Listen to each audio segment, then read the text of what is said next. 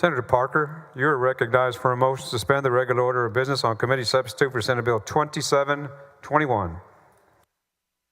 Thank you, Mr. President. I move to suspend the Senate's regular order of business to take up and consider the committee substitute to Senate Bill 2721. Members, this bill addresses a deeply disturbing yet critically important issue: the treatment of human remains and non-transplant anatomical donation organizations, or NATOs, willed body programs, and the unregulated use of unclaimed bodies. Members, just 2 weeks ago, on April the 16th, Dr. Aaron Ali, now under indictment, sat before our Health and Human Services Committee in the Senate and painted a picture of pristine ethics. He said, quote unquote, "We only accept authorized, consented individuals. They are not unclaimed bodies," end quote. He assured us. He promised that Med-to-Market works closely with physicians, he said, quote unquote, first responders, military personnel, the FBI, and other healthcare providers, and that trainees pass through locked sliding glass doors to a real facility where standards are beyond reproach. He went further, telling us on the committee that we don't train random people. We don't have random people coming into our facility. Members, those words still echo in this chamber, but the evidence now screams of a different story. On April 29 and 30, the Austin police arrested this doctor and funeral home owner, Adeline Bowie, after discovering what investigators dubbed the Freedom Art Experiment. Detectives seized photographs of several arms stitched together with fishing line, meticulous notes on mold growth, and countless syringes of formaldehyde injected simply to watch human flesh decay. 129 forged death certificates. Let me repeat that number. 129 forged death certificates filed under a stolen embalmer's license enabled the quiet intake and disposal of bodies whose families may never know what became of their loved ones. At least 15 Texans were mutilated. 15. Their dignity stripped away beyond those same locked doors that Dr. Ali so proudly described. This Austin case is not an isolated incident. I want to stress that. It is the latest symptom of a horrific national sickness. Across the nation and here in Texas, recent investigative reports have unearthed horrifying abuses.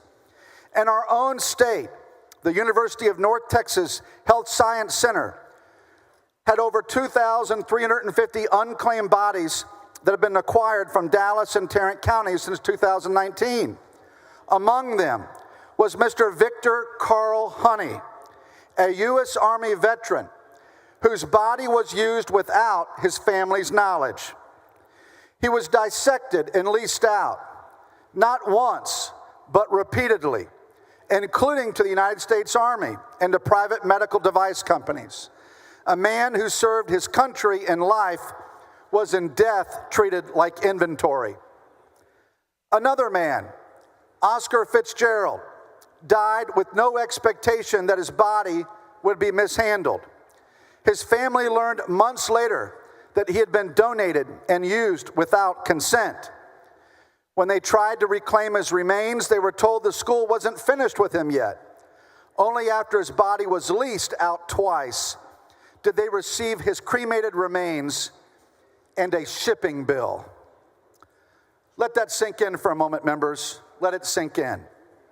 Not only did they receive only pieces of their loved one, but they were charged for his fragmented return. The story of Oramor Villagas, just 21 years old, a precious baby girl, and the victim of a brutal murder, is particularly haunting as well. Authorities had her mother's contact information, but they failed to use it. Her mother had to learn that her daughter's body had been dissected and used without even a phone call to notify her. She had been searching for her daughter for months. She found her through a haunting national news story on this body industry. These stories, members, are not anomalies, but rather they are patterns. One of the most appalling examples comes from outside Texas, but it serves us as a warning. In Louisiana, 98-year-old World War II veteran David Saunders believed he was donating his body for science. Instead, he was shipped to a Portland hotel where ticket holders paid to watch a live autopsy. Strangers poked and prodded his body like a live game of Operation. Members, imagine your father or your grandfather turned into a public spectacle, his sacrifice and body dishonored in front of a paying crowd. It sounds just absolutely unthinkable, but it happened, and it continues to happen in this state and country. In southern Nevada, neighbors reported a foul odor and blood seeping into the street. What authorities found was something out of a nightmare: a worker spraying down a frozen human torso in the middle of a parking lot with a run-of-the-mill garden hose. Blood and tissue flowed into street gutters. That body had been donated for research. Members, this is not research. This is desecration.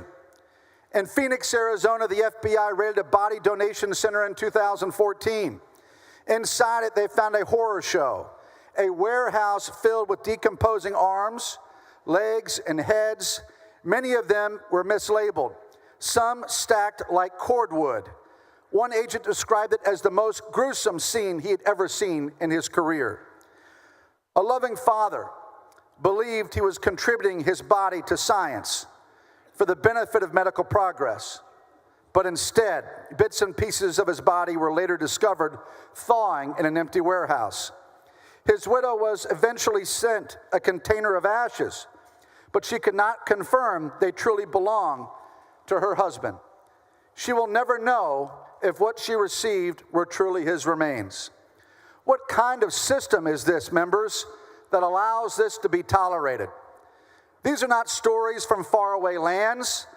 They are American tragedies, and several happen right here in our great Texas. They reveal a shameful truth.